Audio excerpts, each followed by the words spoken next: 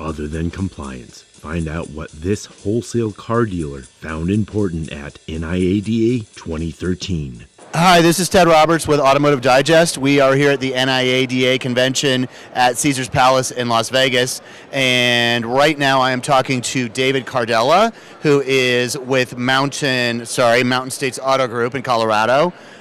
So we'd like to know, David, first of all, just what's your take on NIADA this year?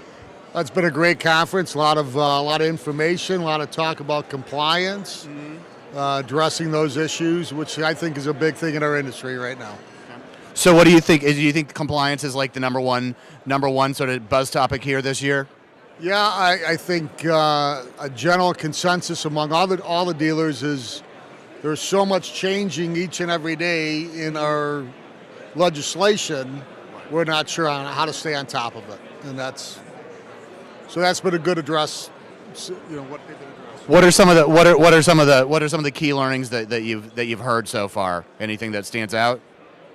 Well, a big effect is Obamacare, which has been on top of everybody, and how everybody's got to be compliant with it, and the institutions, and who's required, and the coverage and percentages, and just a couple of the legislation issues on what they're looking at, maybe dealing with arbitration matters now.